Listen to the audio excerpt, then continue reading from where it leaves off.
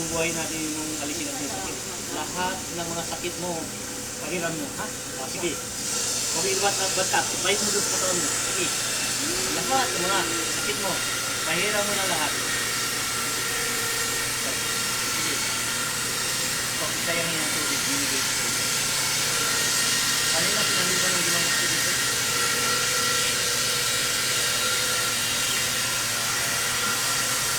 Yung katawan mo, yung sakit. Isa pa. Yung sakit. Sige. Magulangos ka. Tugas-tugas naman. Tugas. Dito.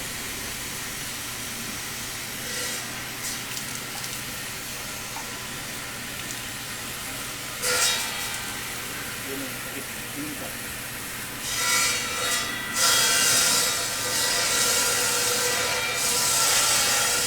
Lagay ka. Maraming tanong. Lumabas na. Yung mubo ka rin. Lumabas yung sakit mo. Ngayon, galaw-galaw ang katawan mo. Kumusta? Kumusta? Sige, lumabas yung income mo. Sakit mo. Sige. Ano? Galing mo nga. Kumain mo sakit. Sige nga. Nandiyan yung calcium sa ano mo. Nilagyan ko. Inagis ko na yung ugat-ugat mo. Ngayon, pakiramdam mo, galaw-galaw mo. Sige. Takas ang pangin. Kumusta? Hindi ako napagaling sa inyo ng Diyos. Ginamit ako, bata pa ako, ginamit ako ng Diyos. Taga Mindanao ako. Gusto na naman sa Kalasyaw ako. Kasi mahal na mahal niya dito sa lugar itong Kalasyaw. Year 2007 gusto naman dito na nasulugin Senyor. Dahil bayan ang gusto sa Kalasyaw City lang. Mas bati din ako ano? Ha? Mas bati ako sa Esperanza, mas bati. Oo. Cebuano ako. Oo. Ako, taga-hulog-sulog. Lugar sa mga Muslim. 1961. Hulog-sulog. Galaw mo katawan mo. Pakiramdam mo. Tubig mo, gamot mo, sa paniwala mo sa Diyos. Opo. Ay, ante sa gulog. Ano mo pa ang mainom? Sabi ko. Ay, pagpunta mo dito, ano rin, salamat. Okay na. Yan, may basbas 1 week ito. Oh, pag mag-uus yan, kumaligo ka, busa mo. Tapos, kahit ubusin mo yan, paligo mo yun, yung mga isang tabi sa paligo mo. Ngayon na naman, lagyan mo ng tubig ito, busong sa watadyak, balik mo. Lahat kayo pwede mo tumot. May sakit. Magaling ka na.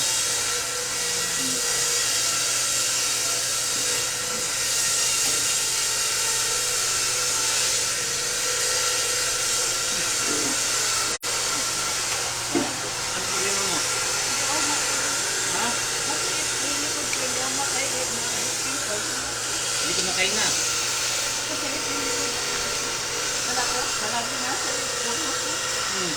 Kailan pa yan? Hindi ako makahinga talaga, baby. Hindi ako makatulog. Hindi ko makatulog. Sobrang sakit ng likod. Ano pangalan mo? Maripik. Maripik. Maripik po kayo. Nandito na.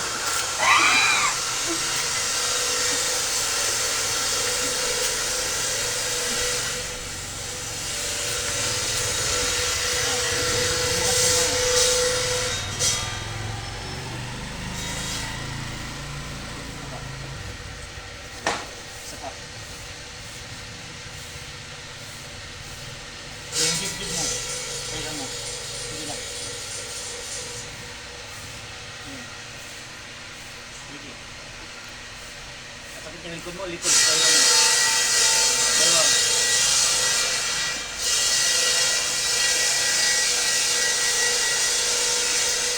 Ano ka?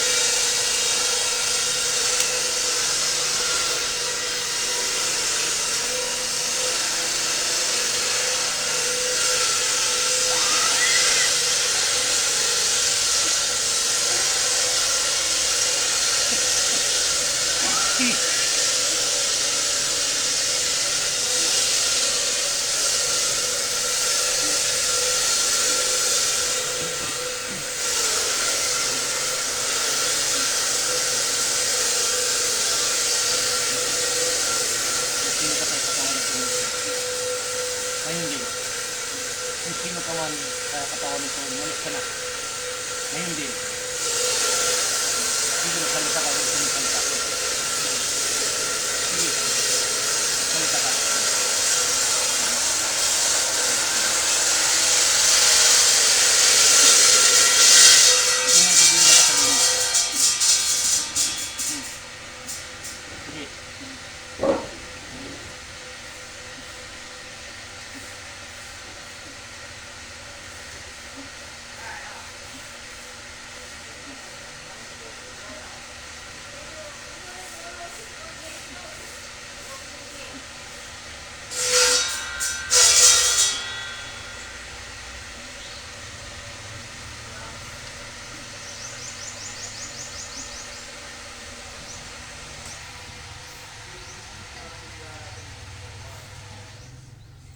Tayo ka nga. May nga. Tayo. May gusto sumanib sa kanya. Mabigat kanya, mabigat ano? Ha? Kaya pulugan yan siya para siya. Meron pa. May sumasanib sa kanya. Ngayon, wala na. Kinapture na ng bato.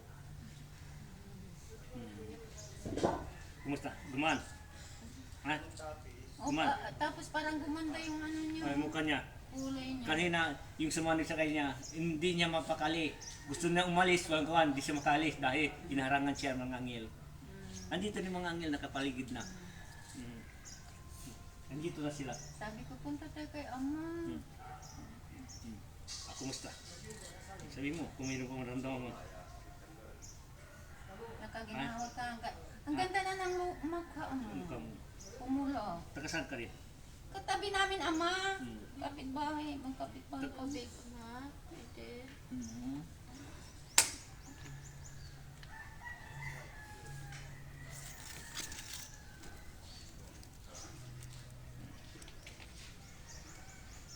Ama, may gusto ako. Ano? May gusto ako sabihin. Ano yun? Pwede niyo ba sabihin sa akin kung sino nagpatay ng asawa ko? Ayun ang pagpatay, wag na. Yan ang oras na kinuha. Ang Diyos lang ang nakakalam. Kahit sasabihin mo, wala tayo karapatan. Ang Diyos lang ang pwede maghusga. Pa-Diyos mo na lang. Dahil tayo dito, pagsamantala lang tayo dito sa lupa. Paunahan lang tayo. Kung oras natin kukunin tayo ng Diyos.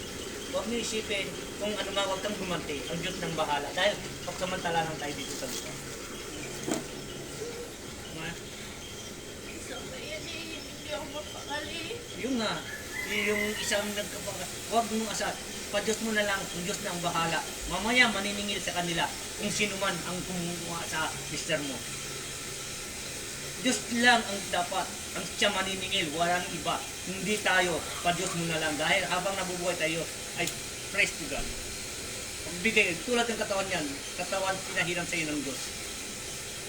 Isang espiritu tayo. Aalis din tayo sa espiritu. Dahil ang katawan natin, pagsamantala lang.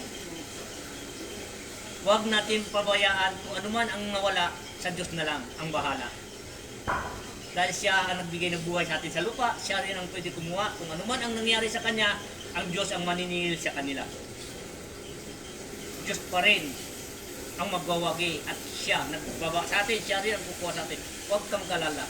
Kung anuman ang bagay na hindi maganda ang nangyari sa iyo, pa-Diyos mo na lang, baguhin mo.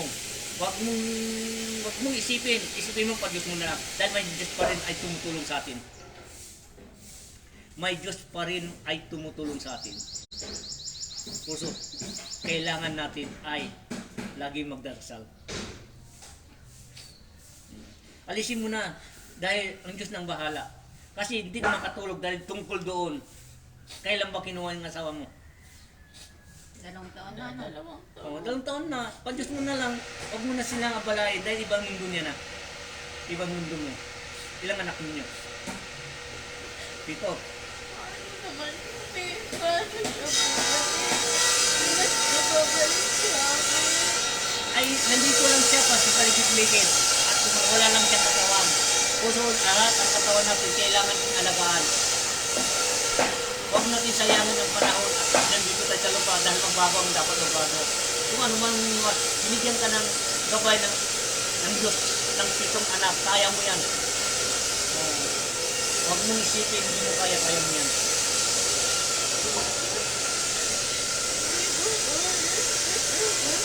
Huwag mong isipin, habang may buhay, may pag-asa. Tatag mo lang ang puso mo at isipan mo. At isipin mo may anak ka. Dahil ikaw ay binibigyan mo ng problema yan, ng uminang kalooban mo. Parang makasarili ka.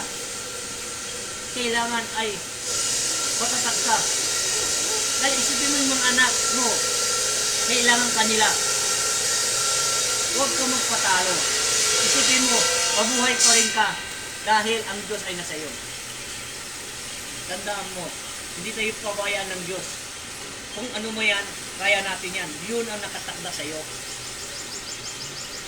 Gawin mo ang dapat mo na tungkulang binigay sa iyo ng Diyos.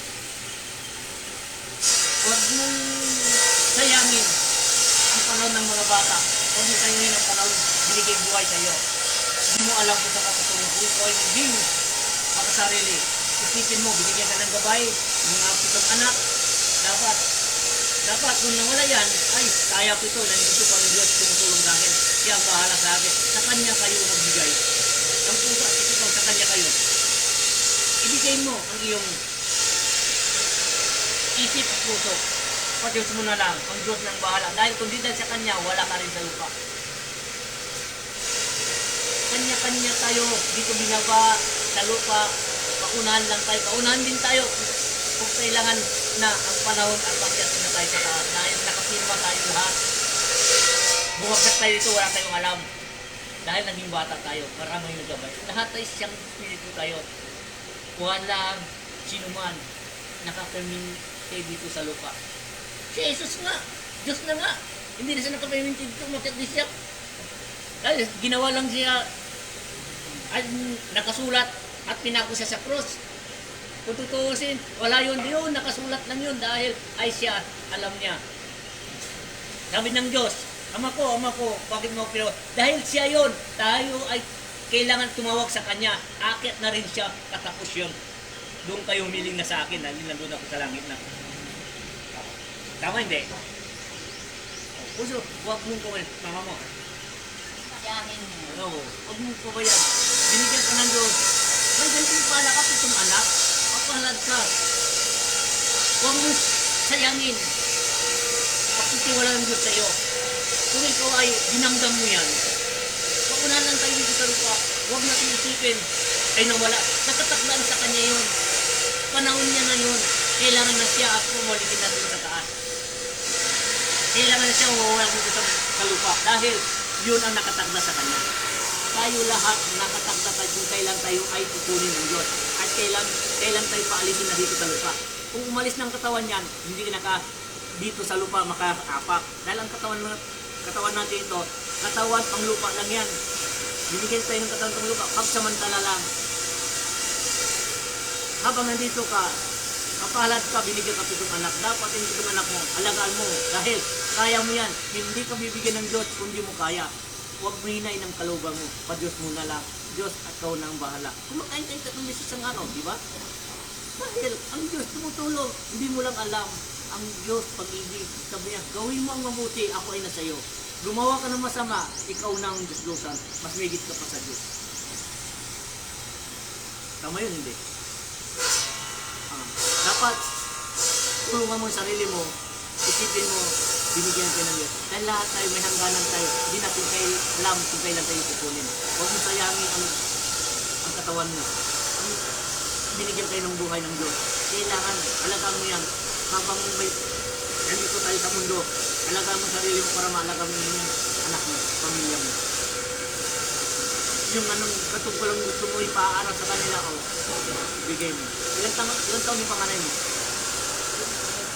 Babae, lalaki. Tumutulong na rin. Tumutulong. Very good. Kasi hindi mo may apo ka pa. Huwag mo sayangin ang panahon.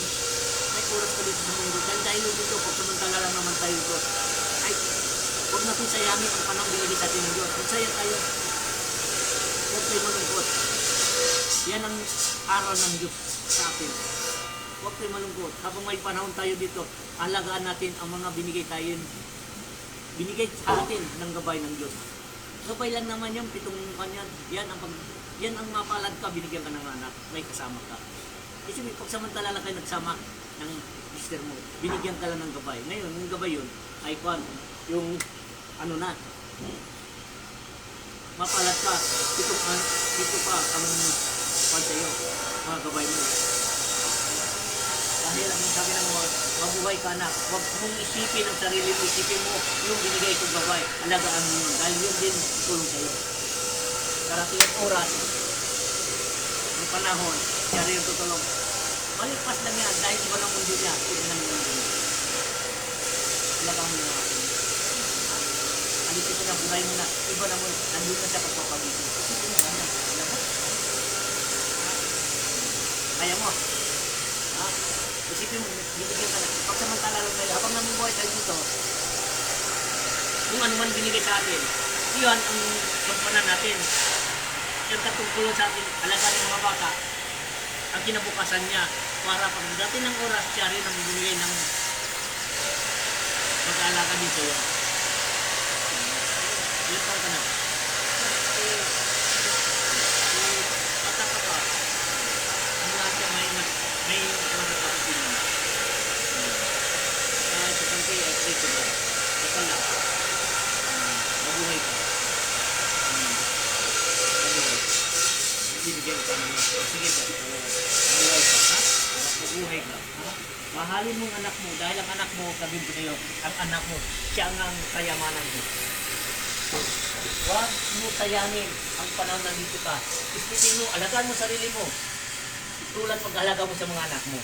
Kung pinabayang sarili mo, para di mo na minahal ang Diyos at siya kayo mga anak bibigay sa iyong gabay.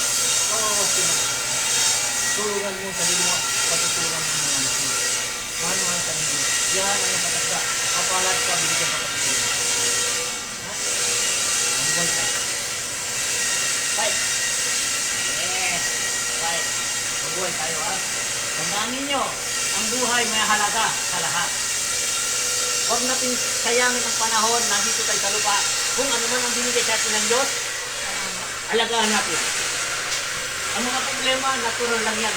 Habang nabubuhay, problema na. Habang nabuhay kami sa mundo, problema na. Kung hindi ka magbigyan ng problema, di ka tatayod. Di ka titilos. Kaya ang problema, pati yung buhay yan. Huwag mo isipin, ang bilang araw, makita pa rin kayo. Nauna lang siya.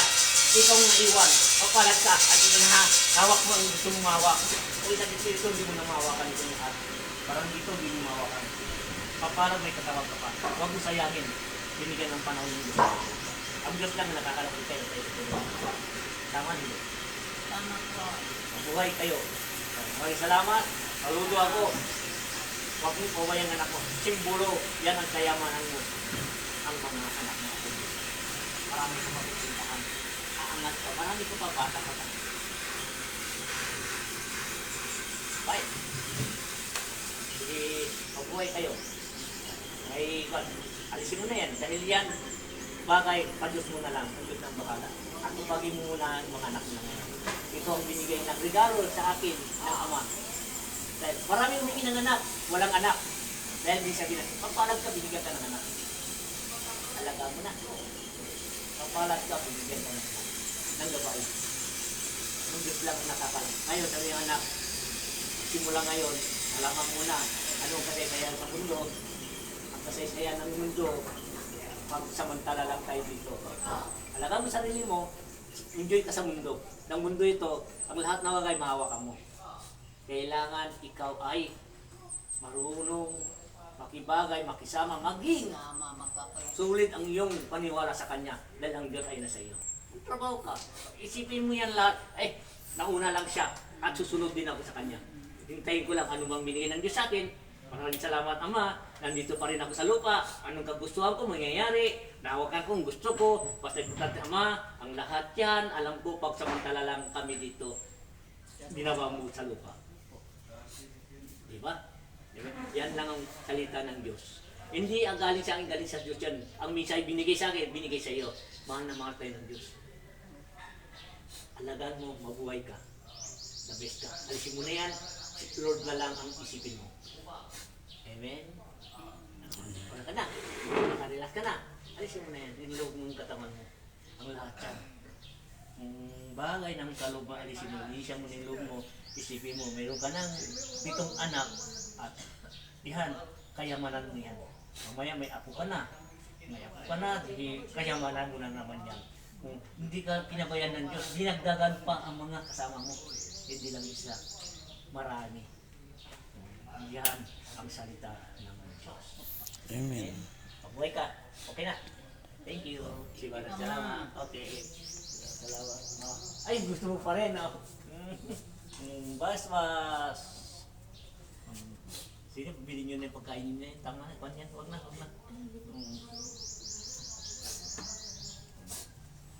Salamat. Thank you. Alam mo yan na, ha? Praise to God. Salamat naman. Bahala na kayo. Ingat na kayo. Sige, salamat. Salamat.